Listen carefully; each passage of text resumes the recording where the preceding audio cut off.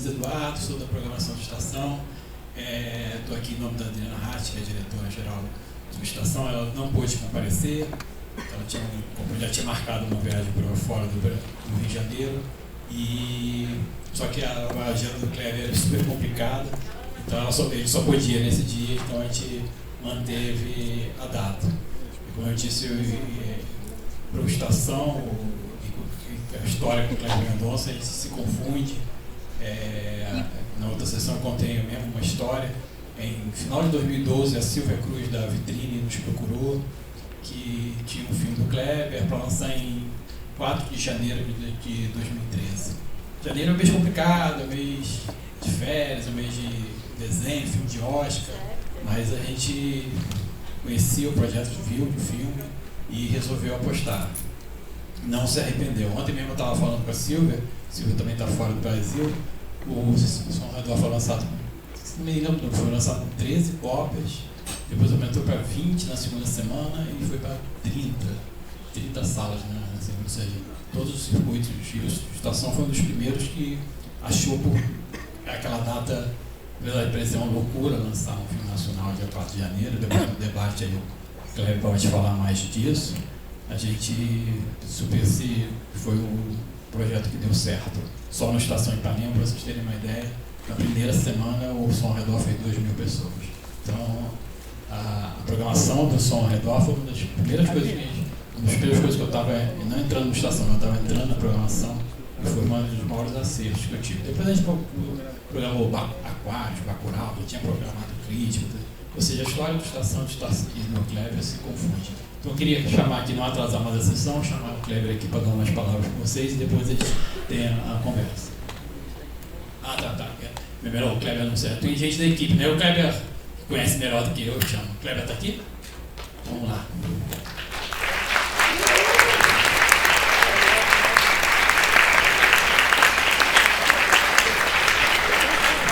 Quando ele está vendo, eu queria agradecer a Vitrine Filmes, que cedeu a cópia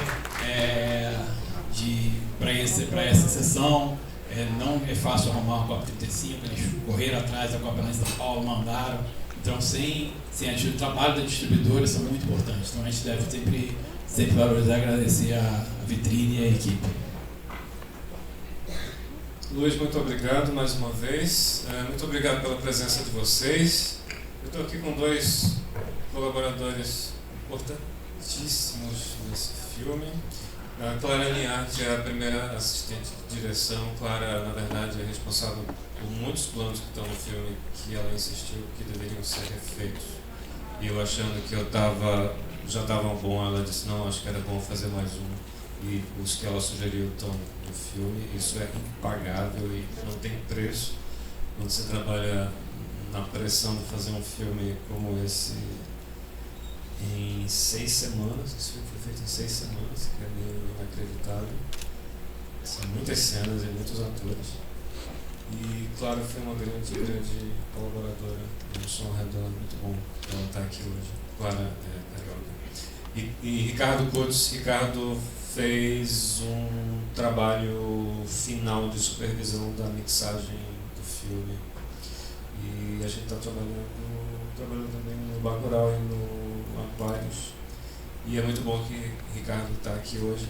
Essa cópia é uma cópia que já viu dias melhores, mas é uma cópia totalmente exibível. Eu gostei muito de rever na primeira sessão.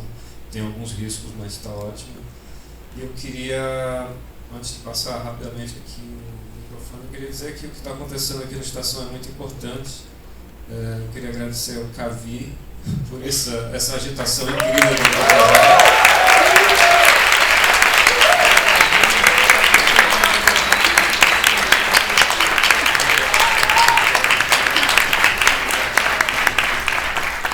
O cinema, a ideia de cinema, né, ela está muito pulverizada hoje. No cinema pode acontecer no celular, pode acontecer nas telas que a gente tem em casa e pode acontecer nos multiplex, mas o problema é que depois da pandemia há o que já era automático ficou ainda mais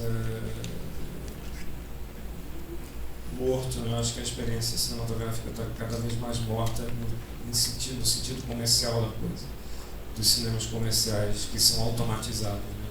E uma sala como a Estação é exatamente o oposto. Existe uma união de gente aqui em torno da descoberta de filmes.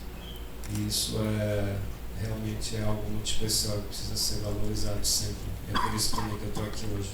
Não só para lembrar os 10 anos do Som ao Redor, mas também para valorizar um espaço como esse. Então, muito obrigado pela presença de vocês.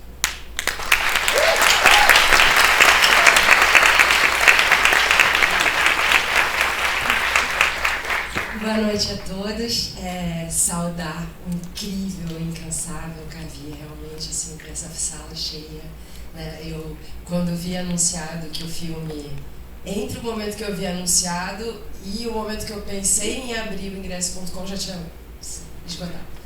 Aí, logo depois ele falou, não, abriu mais 6, eu consegui, só que eu não consegui vir porque eu estava trabalhando ainda. Então, realmente, Cavi, assim, acho que o Rio de Janeiro, o cinema nacional, as pessoas que estão aqui, a gente realmente te deve isso, né, esse grande momento. Obrigada. E dizer que eu estou muito feliz, assim, realmente o Som ao Redor, assim, eu trabalhei como assistente de direção e ainda trabalho, né, há mais de 20 anos. No meu currículo é o primeiro que eu coloco, embora não tenha sido o primeiro que eu tenha feito. Foi uma experiência realmente muito forte, assim, eu sou carioca e fui para Recife, né, trabalhar com o Kleber, com a Emily, com a equipe local, com o elenco local.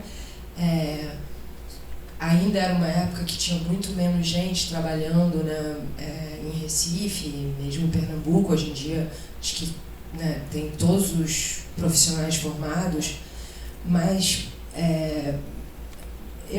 embora eu já estivesse trabalhando, né, em 2011 há, sei lá, 9 anos, né, no cinema, eu aprendi um ritmo, uma forma de pensar, uma forma de olhar a cidade, o lugar, né? Eu dei aula de assistência e direção há muito tempo e eu sempre, inevitavelmente, falava como a gente pensou a figuração do Som ao Redor, né? Que a assistente de direção, a Renata Roberta, ela passou dias na esquina olhando como era aquele movimento, né? Enfim, então, uma forma de pensar cinema que me marcou a tal ponto que eu estava dirigindo no ano passado o segundo longa-metragem de ficção, e aí, tudo que eu tomava decisão, eu parava e olhava e falava assim, o que o Kleber me diria agora? Então, para dizer a que ponto me marcou essa experiência, a minha experiência do Som ao Redor. Então, sou eternamente grata por essa experiência.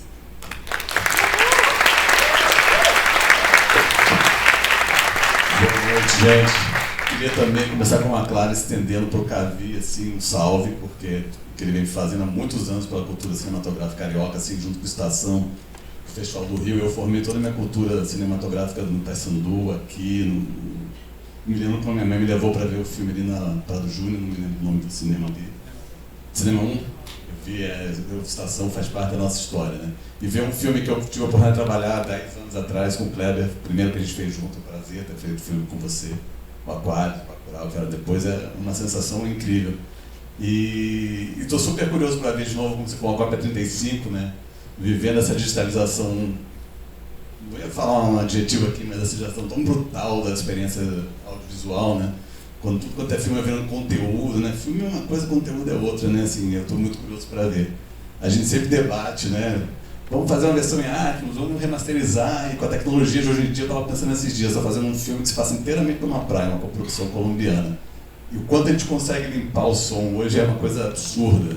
E eu estou muito curioso para ver um trabalho que a gente fez 10 anos atrás, que a gente pôde, né, tem suas imperfeições, mas eu sempre achei que as imperfeições eram o singular do filme, né, faziam parte da estética dele, e era parte do barato do som do filme. Assim como outros, né, mas enfim. Então, pô, é um prazer estar aqui com vocês, obrigado pela oportunidade de ver o filme aqui, pela Estação existir, e boa sessão.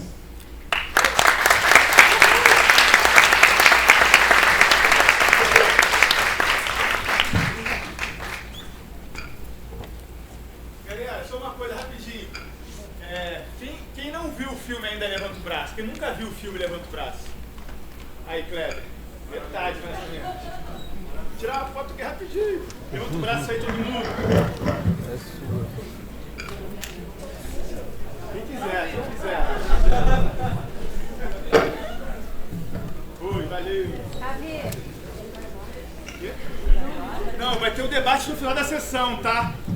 Depois que a sessão... E tem a sessão da meia-noite também. Estão convidados também para ficar aí até 2 da manhã no cinema. Hoje é sexta. Valeu.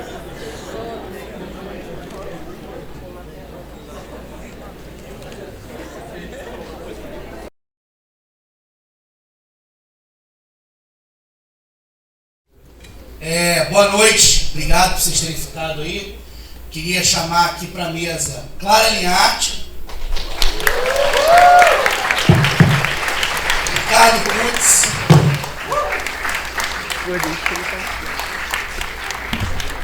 Joene Jabur, que é a programadora aqui da estação,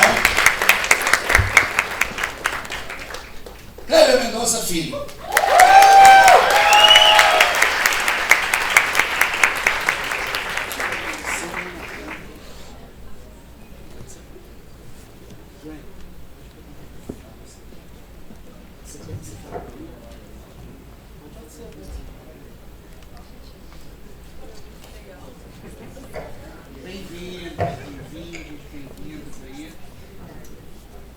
A gente vai colocar uma primeira rodada de perguntas. Minha querida Joane vai começar e na sequência a gente passa a palavra para vocês. Opa, pessoal, boa noite, tudo bem?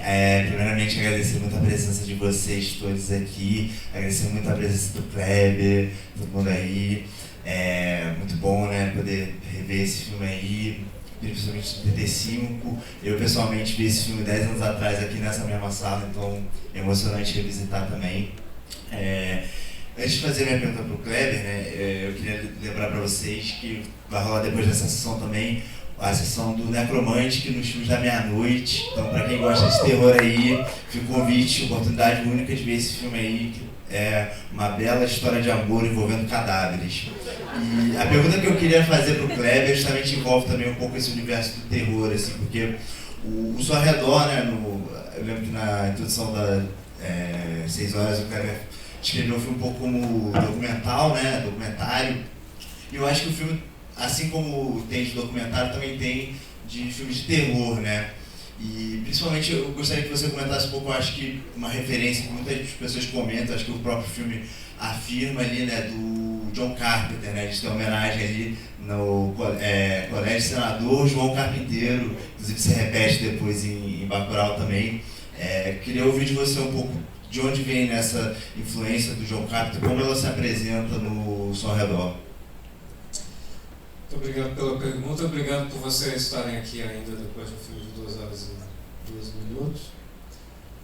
Mas é um prazer muito grande estar exibindo o Som ao Redor hoje aqui na estação, como já falei algumas vezes no dia de hoje. As referências, elas para mim me dão a segurança de que eu estou num caminho, numa área que me confirma algum caminho que eu estou tentando achar ao fazer um filme. Eu acho que o John Carpenter é um cineasta que eu descobri adolescente, nos anos 80. Na verdade, eu estava descobrindo o cinema junto com os filmes dele, porque eu estava exatamente na época em que ele estava muito produtivo. E sempre me chamou a atenção a forma como ele filma os lugares, né, os espaços.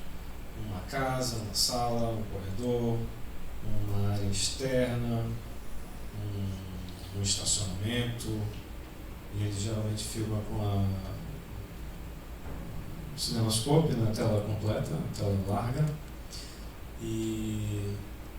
Mas assim, a referência é muito importante, que eu não fique copiando o John Carpenter. Como o John Carpenter faz os filmes dele, eu faço meus filmes, então eu acho que é muito interessante a referência quando você capta alguma coisa e transforma aquilo em algo que é seu, não você ficar apenas copiando. Por exemplo, no Som ao Redor não tem nenhum assassino mascarado, né, com a faca de açougueiro. E aí seria uma referência muito clara e muito óbvia ao Halloween, por exemplo. Mas eu acho que tem muitos planos que podem lembrar o Halloween, né, em relação a jardins e áreas externas, como fora. Eu acho que tem um momento do roteiro que eu gostei muito de achar, pelo menos de sentir que o filme estava entrando numa outra chave, né, que é o sonho da garotinha. Ali o filme, na verdade, tem uma sequência acho que de 6 ou 7 minutos que não tem nenhum diálogo, nenhuma fala. A garotinha tem um sonho, que é o pesadelo na invasão da casa, e depois emenda com o céu uma estrela cadente no céu. Depois os seguranças eles não sabem qual é de um carro que está passando, e aí na verdade o carro é só um carro com uma mulher que bebeu demais num casamento, numa formatura. Então todo esse clima ele meio que parece jogar com a própria vocabulário do espectador, né? Ai meu Deus, esse carro, o que vai acontecer? Não, é só uma mulher bêbada. E é fantástico, né? O filme ele tem vários desses pontos de acesso de terror, né? Um dos momentos assim que eu não sei porque eu não tinha lembrava tão fortemente, mas a coisa da bola, que é maravilhosa, sabe? Você consegue assim, né? Ele consegue te assustar com uma aplicação tão simples assim, né? Demais, dentre outras coisas, né? Claro, a cena clássica do banho da cachoeira também ali, né? E tem o jumpscare do menino passando quando eles estão lá na casa, né? Eu acho riquíssimo como o filme ele tem esses embarques assim no terror.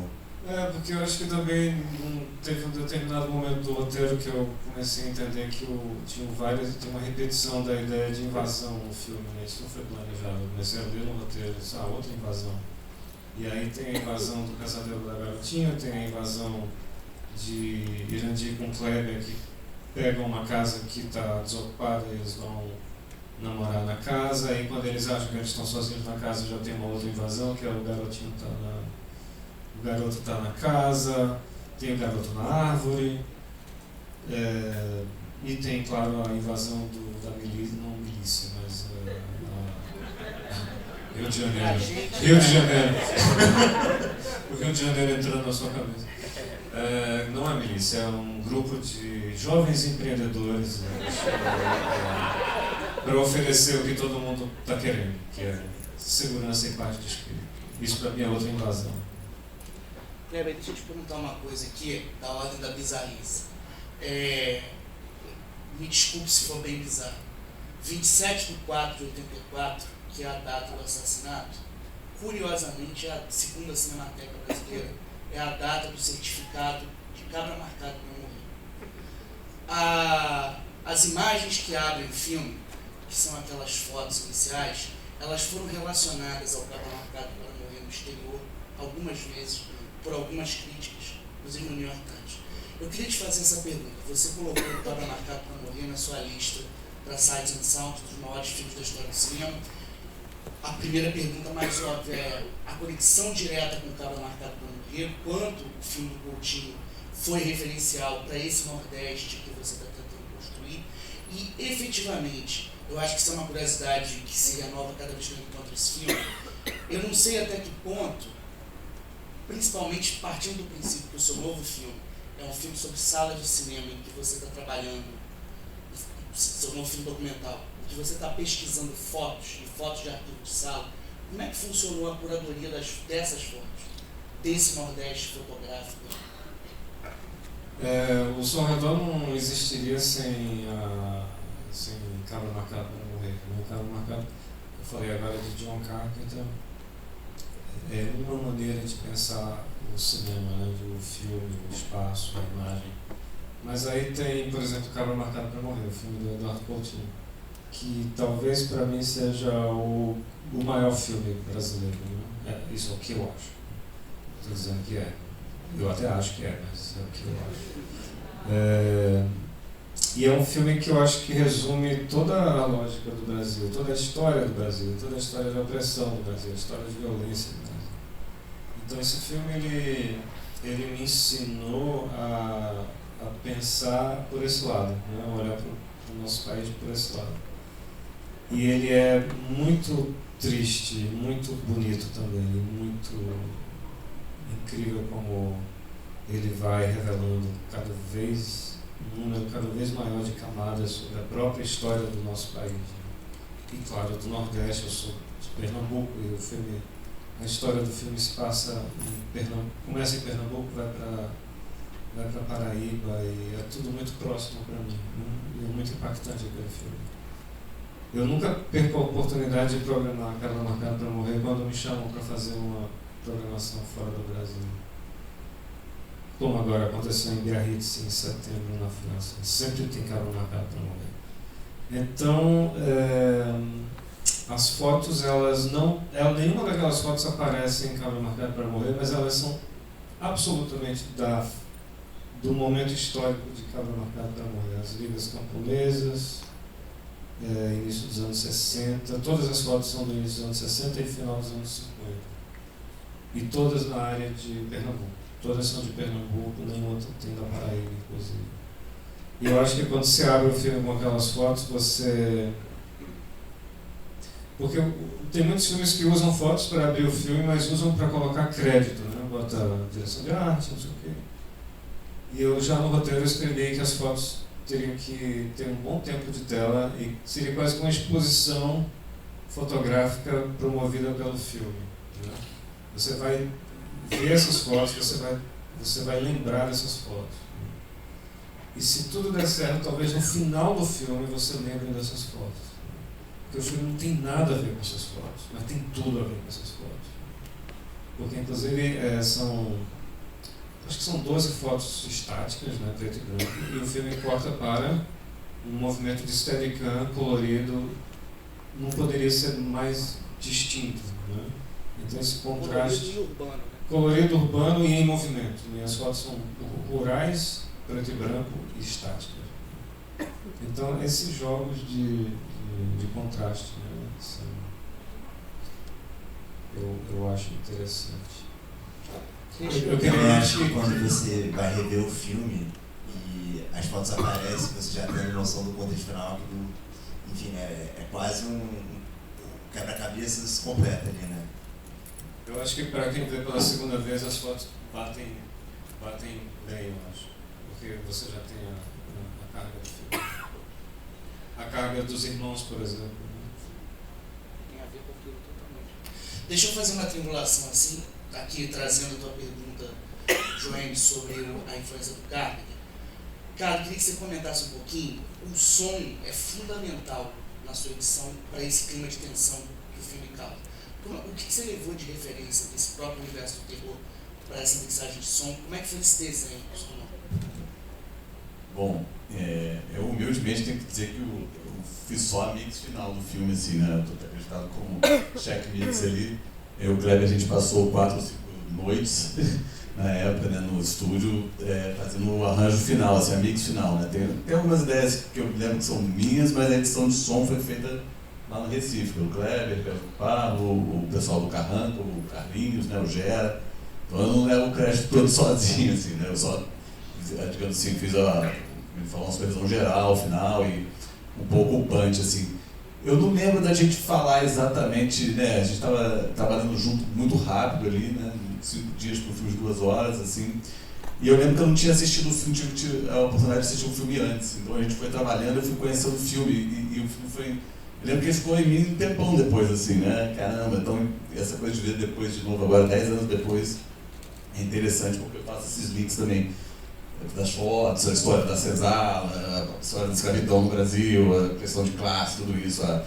O filme é uma grande crônica, né? A gente hoje, em 2023, olha para o filme e vê aquela reunião de condomínio, a questão da Veja, tudo isso é uma crônica muito precisa, né, do que estava por vir, né? Acho que como Aquários aponta nesse sentido também, Bacurau, de uma maneira muito doida, né, que você escreveu antes de tudo que a gente passou nos últimos 5 anos, norteava a gente, né? Então acho que todas essas questões que eu estou puxando aqui, assim, pelo fluxo de pensamento, informam o trabalho de som do meu approach ali, do que propriamente a questão do terror ou a questão específica. Eu acho que, lembrando de 2012, eu acho que a gente mixou o filme, foi isso, janeiro de 2012, dezembro. Tem um diálogo ali, meu pessoal, com essa questão urbana da cidade, né? A gente estava vivendo ali aquela explosão da Olimpíada aqui no Rio de Janeiro, uma urbanidade muito violenta, né? A gente acho que vinha do Abismo Prateado do Carim, tinha feito o Viagem do Marcelo, quer dizer, e eram filmes que tem um som muito rico, né? Um som, o do Carim, o Abismo Prateado, é uma urbanidade muito viva. E acho que o Som ao Redor tem essa questão também, é muito rico sonoramente, né? Você ouve a cidade, sobre os vizinhos, sobre as crianças. E revendo agora, eu vejo que tem grandes movimentos assim que hoje eu sinto até falta em outros filmes assim, né, na nossa sonoridade. O elevador no final agora que a gente usa, ele vai crescendo junto com os irmãos subindo, né? A máquina de lavar, na cena da masturbação, que a plena vai ficando grande, assim, tem uns movimentos de exagero, não vou chamar de hiperrealismo porque não é hiperrealismo, é uma outra onda que eu acho que vão contribuindo para esse movimento do filme, vai ajudando a criar tensão, né? E é engraçado a coisa do terror, do clichê do som do terror. Eu lembro que a passagem do menino, e se não me engano a cachoeira, eram bem maiores sonoramente, e a gente foi reduzindo, era mais clichê. A gente mantém, porque o clichê está ali, né? Mas ele tinha mais camadas, tinha mais som, e a gente foi tirando e deixando menor, né? E causa hoje o pessoal do meu lado, as pessoas que não tinham visto o filme ainda se assustou. Eu estava esperando, eu sabia, eu queria ver de novo o garotinho passar assim. Mas algumas pessoas não. Se assusta, é legal. Mais ou menos por aí, então, essa minha participação foi muito bom ver esse filme de novo, assim, foi uma grande felicidade. Eu vou passar o microfone para a Clara. Clara, antes dessa sessão, você conversou aqui na sessão no final da sessão das 6, você estava falando que no processo de construção do filme que você acabou de rodar, várias vezes você lembrava dos toques do campo. Só que o Kleber explicitamente sempre fala dos toques que você deu para o filme. Eu acho que eu queria que você comentasse um pouquinho para a gente quais são as memórias mais importantes da construção desse filme narrativo e o teu papel dentro desse universo, dentro desse Recife, para a construção da cineasta que você é hoje. Quer dizer, quanto o Som ao Redor foi uma escola de cinema para você? Vou fazer só um parênteses, vendo do lado da Clara hoje. Como vocês devem ter se divertido rodando esse filme, vendo hoje, depois, que a gente conhece de 7 filmagens, vocês devem ter se divertido muito, assim. E o filme é engraçado, né? Hoje. É engraçado, comentando, na verdade, o público riu muito mais do que eu imaginava. Eu não lembrava, assim, eu não sei se na época as pessoas riam assim, mas hoje riram muito, e eu também, o problema é que eu estava rindo por antecedência, toda hora. Então, como eu disse na apresentação, para mim foi, né, embora eu já tinha ido filmar 2 vezes em Pernambuco, né, uma vez com o Cláudio Assis e outra vez no Baixio das Bestas e outra vez com o José Joffre no Olhos Azuis. Então, enfim, minha mãe estudou as línguas camponesas, meu pai escreveu um livro sobre a Zona da Mata, que chama Açúcar e a Fome. Então, Pernambuco e as questões agrárias já permeavam a minha cabeça, mas as questões urbanas não.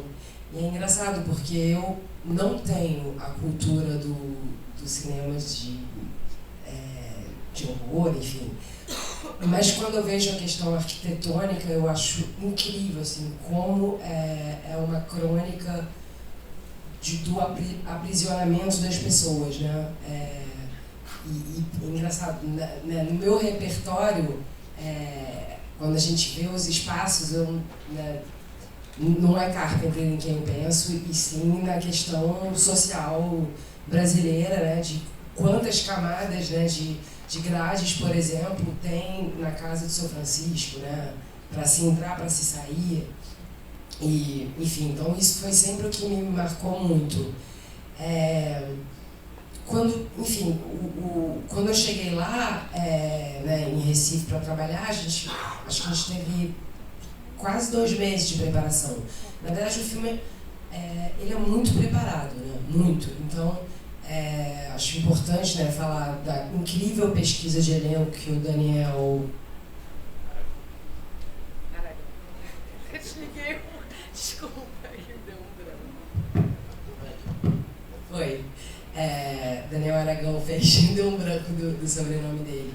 Então, uma quantidade de assim, na verdade eu não conhecia, eu só conhecia o Irandir, né? Era o único ator com quem eu já tinha trabalhado.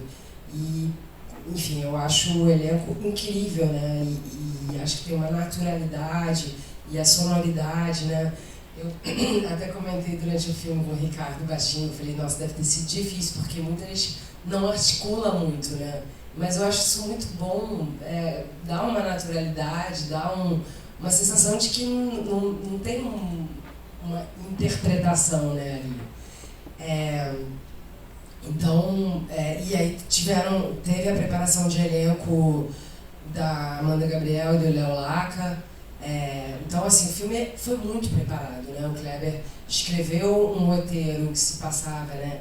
A casa da Bia era a casa do Kleber. A rua da Bia e a rua do Francisco era a rua do Kleber, né? Então, na verdade, tudo acontece praticamente no perímetro da quadra em volta da casa que era do Kleber na época, né? Então, eu chegava lá não conhecendo, né, nada, Setúbal, né, que é um bairro também muito específico, mas ávida por entender aquele lugar, né? E acho que o meu papel principal foi preparar, né? Então, assim, algumas das cenas, por exemplo, muito preparadas, né? Aquele menino negro, né? O menino que cai da árvore, que passa no telhado, é um menino que vem de uma escola de circo, que foi muito ensaiado. A queda da árvore, na verdade, tinha, né? Ele estava com baudrier, tinha sido ensaiado. Isso não impediu de que ele, na hora que tomasse o tabefe, chorasse e ficasse muito tocado. Mas tudo foi muito trabalhado e pensado, né? Acho que quando eu cheguei já tinha uma preparação muito grande e o meu papel foi de pensar tudo, né? Tudo que tinha que ser preparado. E realmente, quando a gente assiste ao filme, a gente fala, gente, são 6 semanas, não é possível que a gente tenha feito isso em 6 semanas. Mas foi graças à preparação, porque o elenco estava muito bem preparado, porque todos os desafios já estavam, de certa forma, mapeados, né? A equipe muito afiada, exatamente. Então, não sei se eu respondi a contento. Sobre a diretora que eu me tornei, eu estou me tornando, eu vou contar o dia que, assim, que o Kleber começou a falar na minha cabeça. E aí, que é muito difícil você falar de si próprio e do seu trabalho. Mas foi o seguinte, eu fui diretora contratada, né, que eu achei incrível, assim, quase uma bênção, né? Dizerem, olha, tá aqui um roteiro, vai lá, dirige, tá aqui o dinheiro, enfim, eu substituí um amigo que ia dirigir. Então eu cheguei realmente num momento assim, né? Vamos lá, preparar, escolher o elenco, escolher as locações. E aí tinha uma locação que era um apartamento do personagem masculino principal, que era uma locação importante, que era um apartamento de classe média, né? Aqui seria em Botafogo. E aí a pessoa, né, que ia nos mostrar, né, enfim, uma pessoa da produção, marcou, né? Aí primeiro eu achei estranhíssimo, porque tinha muito diálogo no apartamento e era na esquina da Nossa Senhora de Copacabana com a Ronald de Carvalho. Aí eu subi no apartamento e eu comecei a olhar aquele apartamento e falei, gente, mas eu já vim aqui, mas eu nunca filmei aqui. Aí eu lembrei, foi um trailer que eu vi ontem, eu tinha visto um trailer na véspera, por acaso, que tinha sido filmado lá. E aí tinha umas fotos, umas fotografias de família. E aí eu me interessei, aí quando eu olho, era a foto do Dom. Tinha sido filmado o Dom na véspera. Aí eu agradeci muito, a gente desceu, e aí o Kleber falou comigo, gente, não tem outro apartamento de Zona Sul nessa cidade, não? E aí eu falei para os meus colegas, eu falei, olha, vamos fazer um esforço. Há de ter outro apartamento. Esse lugar é extremamente barulhento e todo mundo filma aqui. E aí, desse dia em diante, o Kleber começou a falar comigo. Vou colocar mais umas 2 questões aqui e passo para vocês, para a gente aproveitar o tempo aqui o máximo. Cara, eu queria entender um pouquinho. Antes da feitura desse filme, você vem de uma sucessão de curtas extremamente bem-sucedidos, não só no Brasil, mas internacionalmente. Em especial Recife Frio, que é um dos maiores fenômenos, eu acho, do formato do país. Né? Você brinca com a questão do mockumentary, do falso documentário, você brinca com a ficção científica. Só que, ao mesmo tempo, essa tua trajetória de curtas acontece no momento, quando esse filme nasce, de uma reestruturação muito estranha do cinema brasileiro. A gente tem Tropa de Elite 2, que meio decreta o fim da retomada, fazendo um fenômeno de quase 11 milhões de espectadores. A gente tem naquele momento ali, 2010, 2011, um boom de um tipo de neochanchada, de comédia muito rasteira, enchendo as salas de exibição. Ao mesmo tempo, a gente começa a ter naquele momento alguns filmes de mais, vamos dizer assim, ambição estética, sendo um pouco rechaçados pelo público. Me lembro especificamente de 2012, o caso Xingu, por exemplo, que teve uma recepção aquém do esperado. Qual é a memória que você tem desse cinema brasileiro, do ano que o Som ao Redor, desse momento de preparação e de lançamento do Som ao Redor? Eu tenho uma memória muito clara de que 2010 era o momento de finalmente ver os frutos da mudança tecnológica, né? Que veio no final dos anos 90 e início da década de 2000. Essa mudança passou para o digital, né? Eu fiz, por exemplo, vídeo nos anos 90. Eu comecei fazendo uma coisa chamada vídeo, que a maior parte de vocês é muito jovem para entender o significado de apenas a palavra vídeo. Vídeo não é cinema digital, vídeo era vídeo. E as pessoas sempre chegavam para você para lhe colocar no seu devido lugar. Você não faz cinema, você faz vídeo. Né? Você não é um cineasta, você é um videasta. Né?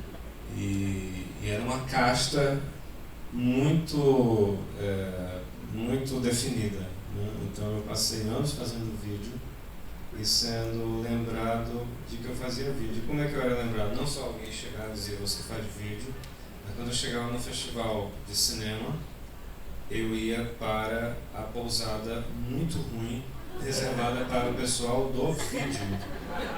Né? Era uma Kombi que vinha pegar a gente, não era uma van. A gente passava na sala de aula da universidade que apoia o festival à tarde. Não passava numa sala de cinema com os curtas-metragens em filme à noite. Então era isso fazer vídeo. No final dos anos 90 isso mudou, porque chegou o digital, né? Chegaram as fitas mini DV. E foi exatamente aí que eu lembro de ver ao vivo que a coisa ia mudar. Foi quando eu, finalmente em 2000, comprei uma câmera muito barata, simples, de mini DV, uma câmera digital, e foi com ela que eu fiz a Mínima do Algodão. E algumas cenas do Recife, inclusive. Então, levou 10 anos para o digital chegar, tomar conta e oferecer novas ferramentas para pessoas como eu que não tinham acesso a... Eu não tinha acesso na época a editais. E quando eu tentava participar do edital, eu nunca ganhava. Eu era quase tinha virado uma piada. Quando eu tinha 2 prêmios, eu era o 3º lugar. Quando eu tinha 1 prêmio, eu era o 2º lugar. Quando eu tinha 4 prêmios, eu era o 5º lugar. E aí mas eu comecei a usar o vídeo digital para finalmente fazer cinema, porque esse termo começou a circular, cinema digital, e de tanto insistir, eu ganhei pela primeira vez um dinheiro para fazer o Vinil Verde, passado em 35mm, porque se eu não tivesse passado ele nunca teria sido visto, porque ele seria um vídeo. E aí o Eletrodoméstica finalmente foi rodado em 35mm e finalmente eu fui visto como um cineasta. Porque o Eletrodoméstica era 35mm. Mas eu já vinha fazendo coisas há muitos anos. Te deram uma pousada direito. E aí eu não fui para a pousada, eu fui para um hotel, 4 estrelas, 5 estrelas. E fui de van também. Ou talvez até tinha um carro para me pegar. Mas aí quando chegou 2010, toda essa minha geração, que passou muitos anos fazendo curtas e se destacando no curto, começou a apresentar seus primeiros longos, né? Eu acho que o Marco Dutra apresentou o primeiro longa em Cannes 2010. 2010? Trabalhar Cansa. Trabalhar Cansa. 2011. Muita gente, tipo, claro, assim já é uma geração antes de mim, eu já estava estabelecendo o ritmo, né, de filmes, Marcelo Gomes, em Pernambuco. Mas aí a minha geração, tipo Camilo Cavalcante, que era de Pernambuco, começamos a fazer filmes, e o Som ao Redor veio exatamente nessa colheita do cinema brasileiro, de uma nova geração que tinha sido treinada no vídeo e no cinema digital. E aí aconteceu, finalmente. O Recife Frio é um filme do cinema digital, mas que teve ainda a oportunidade de passar para 35mm. O Eletrodoméstico é um filme totalmente analógico, 35mm. E o Vinil Verde é uma mistura de analógico com digital, que já foi montado no meu computador Mac, que era uma novidade também para mim. Porque nos anos 90 eu trabalhei muito com VHS editado no meu quarto e com apoio de produtoras de publicidade que me davam equipamento de madrugada. Então era assim que se trabalhava naquela época. Passando a palavra para vocês, só lembrando um detalhe, que a pessoa que ficava em quarto quando tinha 3 prêmios, ganha 38 laureas com o Som ao Redor e em 2019 ganha o prêmio do júri do Festival de Cannes com Bacurau. Primeira pergunta. Amém. Aqui, ali. Ele é de branco, depois eu começo. Quem que perguntou?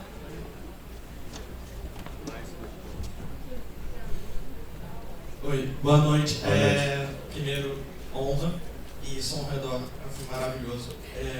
E o filme inteiro é intrigante, mas tem 2 cenas que me intrigam muito, que em relação à construção de um efeito do passado, parece ter no presente, que é a cena do cinema que está em ruínas, e o momento que o pai, o filho do avô, né, O tio.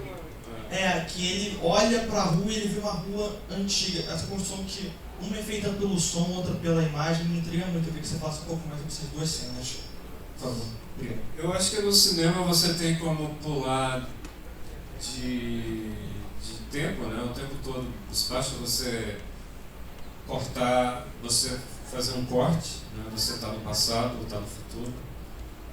Tem inúmeros exemplos maravilhosos analisados profundamente pela academia e que a gente lembra como cinéfilos de momentos que o filme te leva para o passado com um simples corte.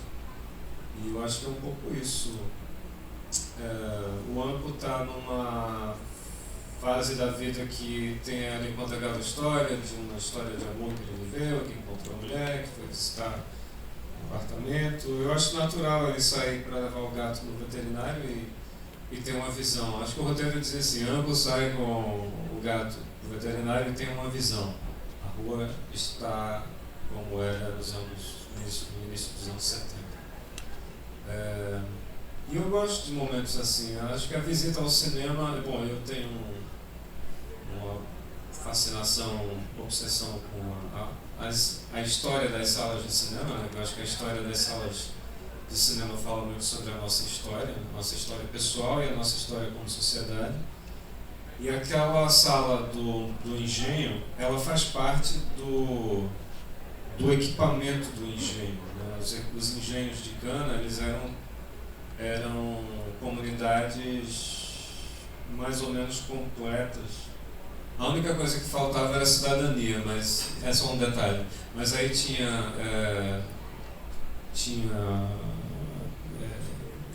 ponto médico não, como é que chama?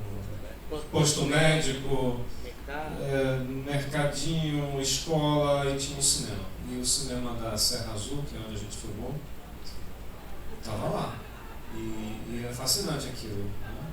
E aí eu fiz questão de filmar naquele cinema, e quando eles entram, porque aquela sequência inteira ela se passa numa outra dimensão, eu acho, assim.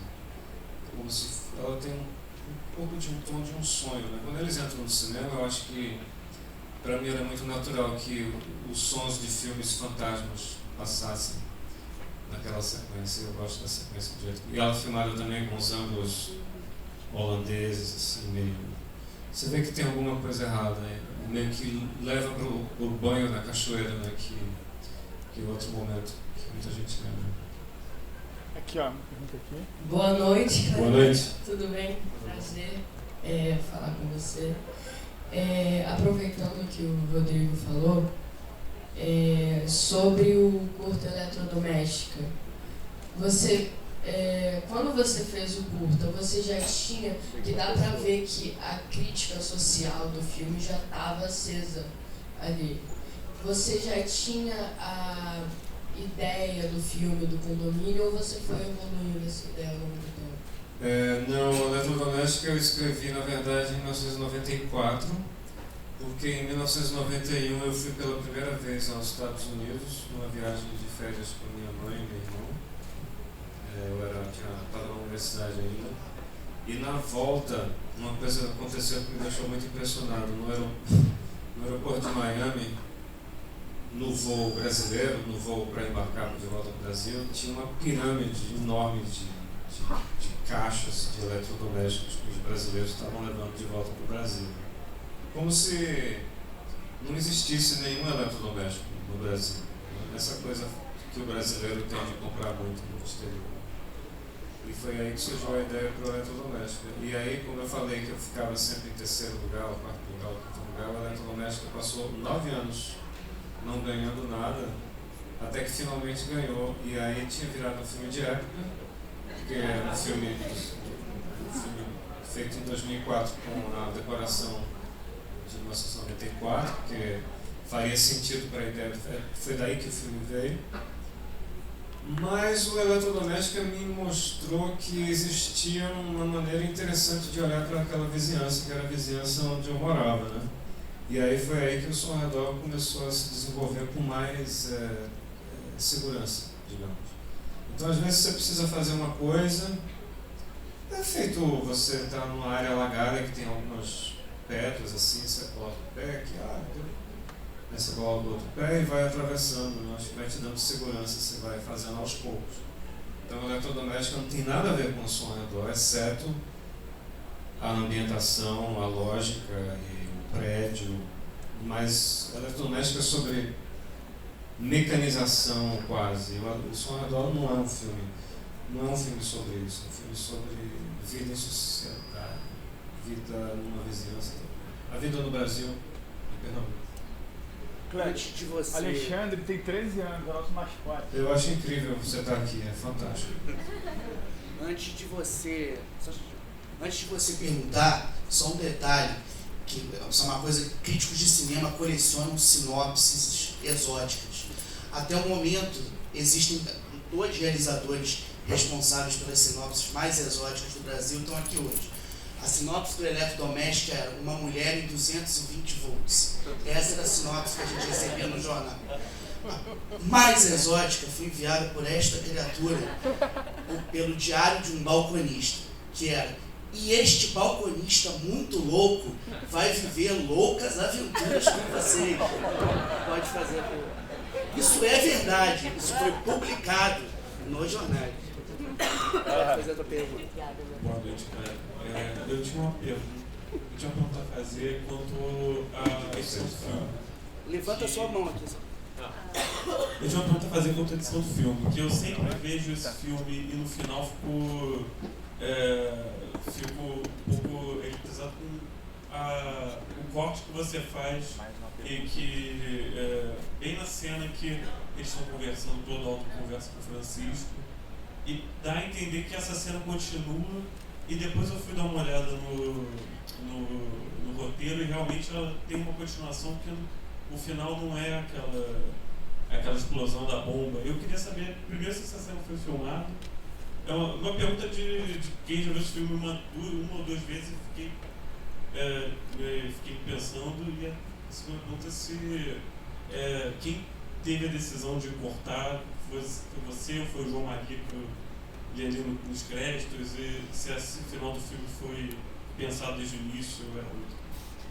Boa pergunta. Eu acredito que você precisa prestar muita atenção ao que o filme está lhe pedindo, né? Então, às vezes mandando você fazer. Não é você que manda no filme, é o filme que lhe mostra os caminhos. E eu escrevi a sequência completa, né? Os Irmãos Matam Francisco. A gente filmou isso, inclusive. Mas o filme me disse que... Eu cheguei, inclusive, a montar totalmente essa sequência. Eu tinha que montar para ver. E eu via na minha cara que não era o que o filme queria. O filme não quer isso. É muito mais forte o diálogo, a tensão do diálogo, a liberação de informação que vem naquele confronto entre três pessoas, que tem a ver com a história, tem a ver com o passado, e aquela sensação de que a água está fervendo, e aquela energia represada de quando eles se levantam. Porque eles se levantam de uma maneira muito específica, a câmera está no ângulo baixo, eles se levantam, a câmera dá um tilt para cima, e para mim era muito claro que aquilo ali era suficiente em termos de passar a violência. É claro que na construção do som, eu gravei no meu escritório, não foi nem para estúdio, eu peguei uma cadeira lá da sala de jantar, que é uma cadeira de madeira, e não joguei, mas sabe quando eu meio que joguei a cadeira para trás várias vezes, então quando eles se levantam tem uma cadeira duplicada que é arrastada para trás e cai para trás, então tudo isso dá uma violência para a cena. E aí me pareceu também uma boa ideia, e isso veio na última semana antes de mandar para Roterdã. Eu alterei, na verdade, o arquivo, de cortar com a família soltando as bombas. Ideia da Bia, né? Claro que ela é neurótica com o cachorro. Ela monta as bombas para aterrorizar o cachorro, para torturar o cachorro. E aí isso me pareceu a maneira perfeita de encerrar o filme, porque é uma cena de ação. Eles estão correndo, eles estão colocando o terror para eles mesmos, né, na verdade. Eu acho que é muita história do Brasil. E eu gosto muito da sequência final, da maneira como ela funciona. E ela foi mixada muito alto. Muito alto. Aqueles tiros, aqueles estouros são muito altos. Porque na locação o Nicolai ele gravou também muito alto. Ele fez. Clipou, né? Clipou, mas ele deu. É muito alto aquele barulho. E toda vez que o filme está passando, eu sei que ele está acabando, porque ele está. Então, tá acabando. Última pergunta. Que honra. Olha só, boa noite.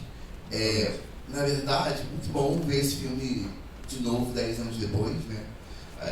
Eu fiquei lembrando de mim, 10 anos atrás, vendo esse filme, foi impactante. Agora, na verdade, o que eu queria perguntar, na verdade, não sei se é exatamente uma pergunta, mas o filme me chamou a atenção um pouco esse esgarçamento das relações humanas, que faz quase uma previsão do que a gente vai viver pouco tempo depois, né? Que é o bolsonarismo, a pandemia. Parece que o filme faz aí uma certa previsão, né? E agora, o que esse filme também me lembra, ele me lembra um outro filme que não é seu, mas que é do Salles, que o Salles fez 5 anos depois do Central do Brasil, que é A Política do Assado, que é também uma história de vingança, né? E talvez tenha aí uma pergunta, talvez seja uma pergunta. Enfim, minha vida 10 anos mudou. Hoje eu moro lá em Bacurau, lá no Sertão do Seridó, onde você filmou Bacurau. Você mora no Seridó? Moro. E eu, outro dia eu estava lá, conhecendo a locação do filme, conversando com as pessoas, e aí vendo esse filme me chamou uma coisa, eu fiquei pensando uma coisa. Na questão da construção desse espaço do Nordeste, seja um Nordeste mais urbano ou um Nordeste mais sertanejo, como um lugar de vingança, né? Nessa coisa do sertão, no sertão, essa coisa da vingança é uma coisa muito forte, né? Mas até que ponto isso é real ou é uma construção que vem do cinema e que vem das próprias pessoas que moram ali e que acabam construindo isso no discurso? Enfim, fiquei pensando nisso, não sei se é uma pergunta, mas fica aí.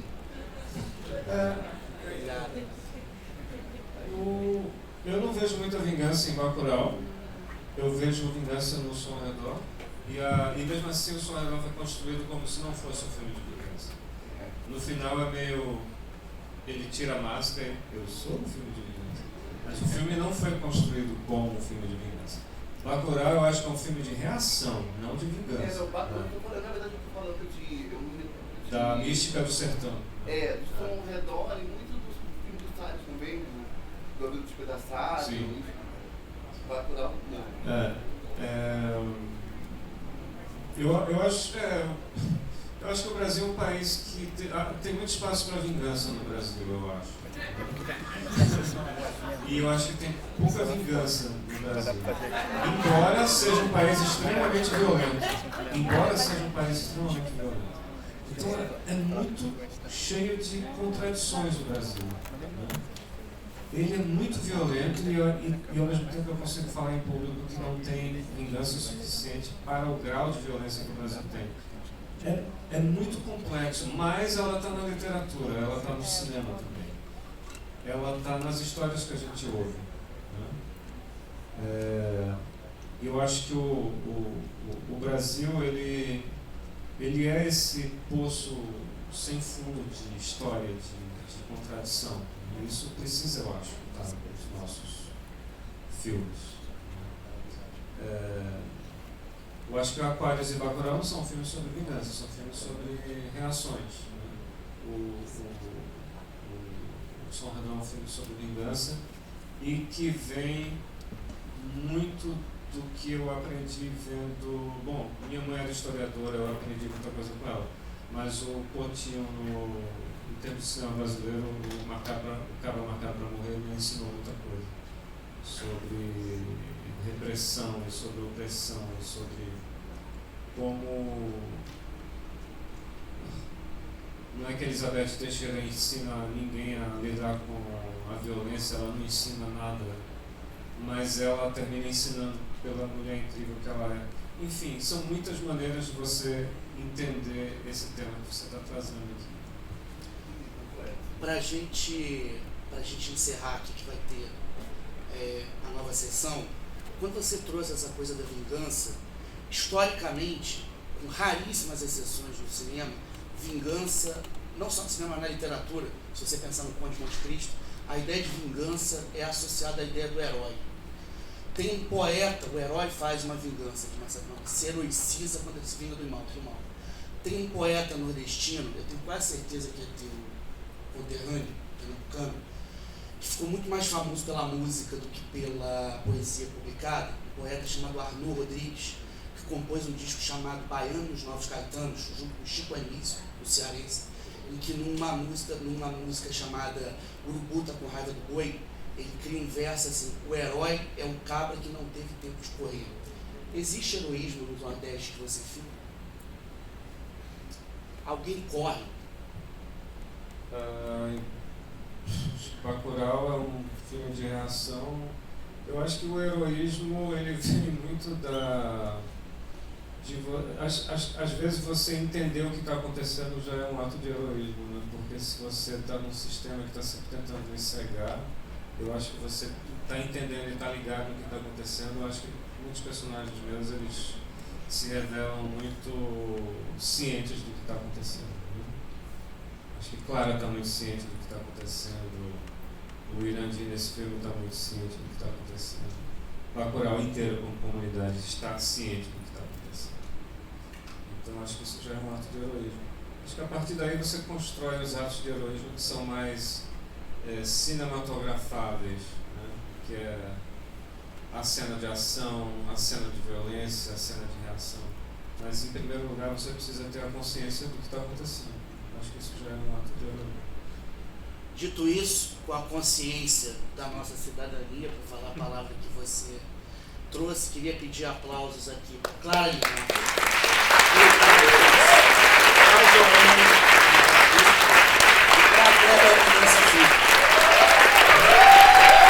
Muito obrigado.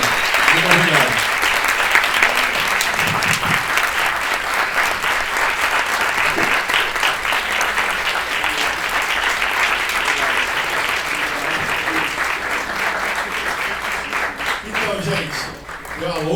cinema. Quem quiser ficar para ver o filme da meia-noite está convidado, não precisa nem pagar o ingresso. Vai começar imediatamente. Então quem quiser pode ficar. O filme, nem sei fazer a sinopse desse filme, mas é um filme muito doido. Necrofilias, absurdos, violência, sexo. Vai valer a pena com certeza. Valeu, obrigado, até a próxima.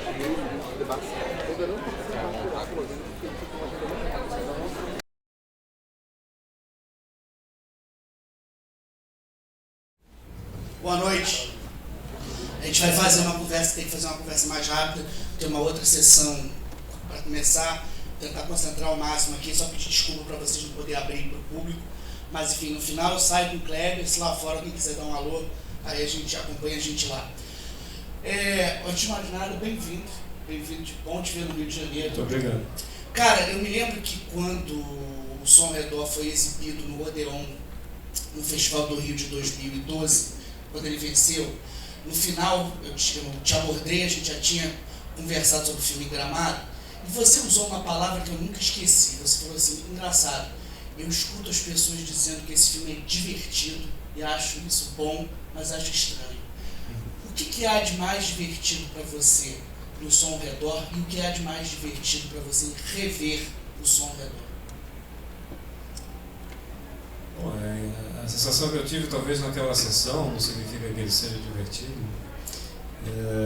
mas eu acho que é um filme que é muito brasileiro, né? Eu acho que ele teve uma ressonância muito grande quando eu passei um tempo viajando com ele antes de chegar no Brasil, e ele era muito bem compreendido, eu acho, mas eu acho que no Brasil eu acho que ele realmente chega num potencial de compreensão, de comunicação, né, de entender o que é isso. E eu acho que ainda mais em Pernambuco, né? Embora que essas questões regionais eu acho que todos nós no Brasil nos entendemos, né? A gente entende o que acontece no país, né? As questões regionais, elas são mínimas, eu acho. Talvez a falta de prática do Brasil inteiro de se ouvir seja uma coisa que a gente precisa realmente trabalhar ainda, né? Eu acho que isso está com cada vez mais gente fazendo filme, televisão e série, em todos os lugares do Brasil a gente vai se ouvir melhor, mas eu acho que de se entender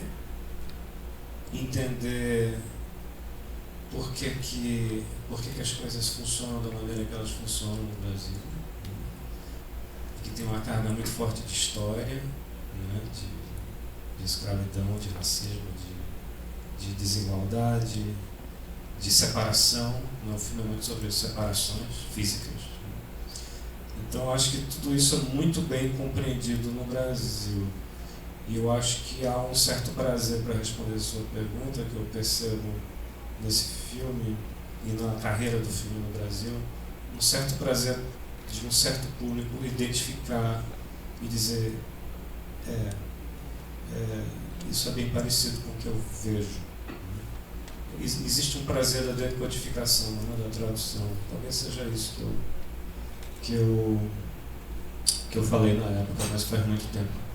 Eu me lembro que se a gente, de uma certa maneira, fazer uma triagem de um movimento histórico para o cinema brasileiro que a gente chama de retomada, que foi quando efetivamente o país voltou a produzir longas metragens de uma forma comercial, ativa, eu acho que a gente pode, de uma certa forma, unir esse período com a lembrança do boom do cinema pernambucano, principalmente o boom do cinema pernambucano de longa-metragem. Eu acho que é impossível para a nossa geração pensar na retomada sem pensar no impacto que foi o Baile Perfumado. Eu acho que a pergunta que eu tenho para você é: qual é o cinema pernambucano que efetivamente te formou como realizador? No período que você, em paralelo às suas experiências em curtas-metragens, era também um crítico, era também um jornalista cinematográfico, e qual é o cinema pernambucano que, de alguma forma, você ajudou a formar? Eu acho que essa é uma pergunta que é mais fácil para um observador das coisas que eu faço, de tentar explicar, mas eu lembro muito quando saiu o Baile Perfumado, e foi a primeira vez que uma longa-metragem era feita em Pernambuco em 18 anos, ou seja, Eu nunca tinha visto um longa-metragem feito em Pernambuco, exceto talvez na época eu já tivesse visto A Filha do Advogado, que é de 1926, do J. Soares, da fase silenciosa ainda. E aí Cláudio Assis começou a fazer os filmes dele, saiu o Amarelo Manga, que foi um impacto muito grande, acho que ganhou o Festival do Rio. Amarelo Manga, Festival do Brasil. Mas eu acho que eu vi no Festival do Rio. E aí começaram a aparecer esses filmes, né, pernambucanos que eu admirava e tinha minhas próprias reações negativas a coisas assim que eu acho que isso é muito interessante, porque você começa a querer fazer parte da conversa também e querer apresentar sua contribuição, né? E, por exemplo, o meu filme preferido do Cláudio Assis é O Baixinho das Bestas, é um filme que, na verdade, eu vejo como irmão desse filme. O Baixinho passa na Zona da Mata, no Engenho. Esse filme se passa na rua, na Zona Sul, e tem uma sequência no Engenho. Então, é como se fosse um bate-bola entre os filmes, né? Você fala uma coisa, feita uma conversa. Você está numa conversa, diz, acho que eu tenho uma coisa para falar. Aí você vai e fala, aí a sua companheira diz, acho que eu também tenho uma coisa para falar. E aí cada coisa que você fala é um filme, né? Pode ser um curta, pode ser um longa-metragem. E eu acho que o cinema pernambucano funcionou muito dessa forma. Ou seja, uma maneira muito interessante das pessoas competirem, mas não é uma competição estúpida de dinheiro, é uma competição de eu ter uma coisa para falar também. Né? E isso no curta-metragem e no longa-metragem, homens e mulheres, diretores. E nada foi planejado. Né? Ninguém se reuniu, não teve reunião para discutir quais as temáticas que o cinema pernambucano. Não. Cada um faz seu filme e com o passar dos anos a gente tenta entender. E tem muita gente tentando, observando, né, tentando entender. Eu acho que é um período de 96 para cá muito interessante, se você pegar para dar uma olhada nos filmes. Eu acho que tem uma questão que me intriga sempre que eu volto a esse filme, né? Eu vi a primeira vez no Festival de Gramado, em 2012, quando você sai desse evento com o prêmio de melhor direção. Eu fico me perguntando, principalmente se a gente avalia o teu trabalho posterior, o Aquários, por exemplo, é um filme que também toca Queen, é um filme que também começa com fotos, é um filme que também tem uma festa de aniversário. Quando a gente trabalha na crítica cinematográfica, a gente começa ao dissecar a obra de um realizador, de uma realizadora, de um realizador, e tentar entender um pouco esses traços residuais que vão se repetindo. Acho que a minha pergunta para você é, essas repetições são conscientes? Como é que essa utilização de foto trabalha no teu imaginário de construção de mundo e principalmente na construção de um Pernambuco, de um Recife, que você tenta compartilhar com a gente aqui? As fotos na abertura do Som ao Redor em Aquários, elas são quase um desejo de... Como a gente às vezes quer mostrar fotos para um grande amigo, uma grande amiga. Dá uma olhada nessas fotos aqui que eu separei para você ver. Eu acho que é exatamente isso na abertura do filme. Eu acho que elas dão uma textura de mundo real, sobre o qual o filme vai ser desenvolvido, mas obviamente é um filme de ficção. Né?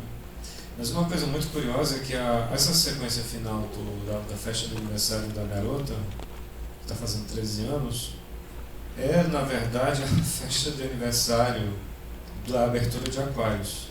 Porque eu escrevi para essa festa aqui, na verdade não era uma garota de 13 anos, era uma senhora de 80 anos que estava fazendo aniversário. E durante a celebração dela, ela ficava lembrando de um grande parceiro, um grande amor que ela teve, e deles na cama, trepando. E aí isso terminou indo para Aquários, porque eu achei que, não sei, na época do Som ao Redor me pareceu uma ideia boa demais para colocar, assim, de maneira passando no final do Som ao Redor. Já tinha muita coisa acontecendo no Som ao Redor, muita coisa acontecendo nesse filme. Aí eu não queria engrossar o caldo mais. Aí eu fiz uma festa que é de uma menina simpática de 13 anos que está fazendo aniversário e isso funciona para esse filme. Mas a história da senhora, que é a tia Lúcia de Aquários, ela foi parar em Aquários. Então as coisas, você escreve cenas que às vezes vão parar em um filme daqui a 14 anos ou daqui a 2 anos, você não sabe. Às vezes você lembra, você está tomando banho, tem aquela cena, onde foi que eu guardei aquela cena? E aí você traz para o filme que você está escrevendo e se encaixa perfeitamente. Agora, por exemplo, eu tenho um roteiro novo e tem repetição. É claro que tem repetição, porque é natural você se repetir, né? Quando você está conversando com os amigos e os próprios amigos, os amigos se repetem, né? Você se repete também. Então eu acho que é natural, eu não tenho que ter. Eu acho que o filme tem que ser um novo filme, mas ele pode repetir algumas ideias. Retomar certas ideias. A gente vai ter que fechar aqui. Eu queria te pedir para comentar, eu acho que um ponto que sempre me chama a atenção. A trilha sonora dos teus filmes, eu acho que é um aspecto que deleita todo mundo, assim, e o que me chama muita atenção, especialmente no Som ao Redor, é que assim, você construiu uma obra, acho que sobretudo a partir daqui, que é uma obra que demarcou o cinema brasileiro de uma maneira muito política. A gente passou a entender o Brasil de uma outra forma, com a ajuda do teu cinema. Eu acho que principalmente a partir da mobilização que se fez em Cannes em 2016, mas eu acho que não é esse o caso. O caso aqui que eu queria te perguntar é, desde a época que o Som ao Redor foi anunciado pela primeira vez, a gente entendia como um filme de baixo orçamento. Grandes ideias, mas baixo orçamento. Como é que um filme de baixo orçamento consegue Queen, consegue toda essa trilha sonora que você colocou aqui, que é um dos maiores desafios para quem faz cinema? Depende muito de onde você coloca o dinheiro num filme, né? Tem filmes que tem 3 trailers do lado de fora e eu me pergunto como é que tem um trailer aqui se o filme não tem um orçamento tão grande. A gente prefere colocar no Queen e gastar dinheiro com o negativo do filme. E no caso do Som ao Redor, infelizmente eu e a Emily, a gente parou de se pagar na segunda semana de filmagem. E aí é assim que a gente vai fazendo filmes. Isso não aconteceu com o Aquário, isso não aconteceu com o Bacurau, a gente conseguiu se pagar profissionalmente. Mas às vezes o cinema te coloca em situações de escolha, né? Por exemplo, ou eu vou me pagar, porque afinal de contas eu tenho uma família, mas aí eu não vou ter algumas coisas que eu acho que seriam muito boas para o filme. E essas coisas, elas são aspectos importantes para o filme. Ele ser feito em 35mm em 2010, eu achei que era uma coisa muito importante, porque inclusive eu já sabia que seria a minha última oportunidade. No Aquarius, eu queria fazer em 35, mas tinha virado uma excentricidade, porque não tinha mais laboratório no Brasil, ficar mandando material para Paris e Los Angeles é ridículo. A gente fez com a Alexa, que é uma grande câmera digital. Então é tudo uma questão de onde você vai, que tipo de sacrifício você vai fazer pelo filme para o filme ser o filme que ele precisa ser, né? Teve também um momento de crise que seria cortada toda a sequência do Engenho. Eu acho a sequência do Engenho ela muito importante para o filme. Ela é uma quebra narrativa, né? Eu, quando estava escrevendo o roteiro, eu não aguentava mais ficar naquela rua. Eu tinha que sair dali. E aí parecia natural ir para o Engenho. Mas enfim, eu estou tentando responder perguntas bem complexas num tempo muito apertado aqui.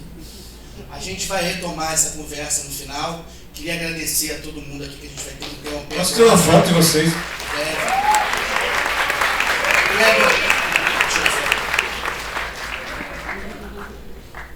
Levanta aí, galera. Só uma coisa de vocês levantarem. Cavi, eu já vou terminar aqui. Só vou te pedir para te falar uma última coisa, Kleber, que eu acho que é importante com essa plateia. Tá todo mundo super dedicado a ver o filme aqui. Eu acho que o Cavi tem feito um trabalho aqui com a ajuda de vocês.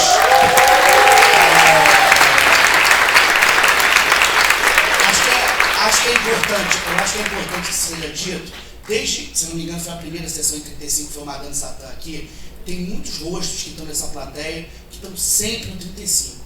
Isso está dando certo graças a vocês. É importante que a gente que vive cinema agradeça a vocês. Mas eu queria que você respondesse uma coisa que, de uma certa forma, é uma gratidão. Eu tenho a sensação que você, embora possa conversar a partir dos seus filmes com as mais variadas mídias, desde a telona do Palais do Festival de Cannes até um celular, que você faz os seus filmes pensando nas salas de cinema, talvez primeiramente do Recife e posteriormente de todo o país. Qual é a importância de manter viva a sala de cinema? qual é a primeira lembrança que você tem de uma sala de cinema na tua vida?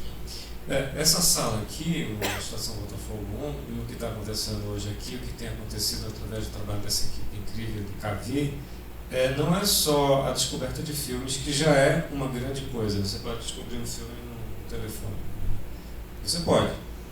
Mas você descobrir um filme numa sala de cinema, você tem toda uma interação e toda uma relação humana que é impagável, né?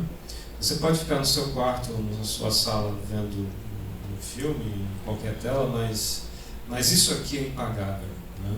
Existe uma relação também com essa tela e com esse tipo de cópia 35, que já é uma cópia que está um pouco sambada, mas perfeitamente exibível, que eu acho que agrega alguma sensação de tempo passado, né? E o cinema é muito tempo passado. Esse filme é muito sobre tempo passado, né? E tempo presente.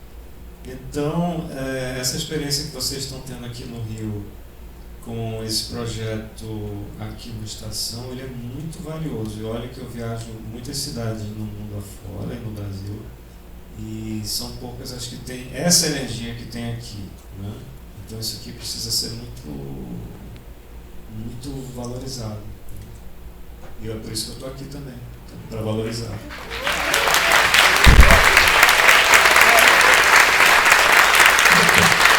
Obrigado.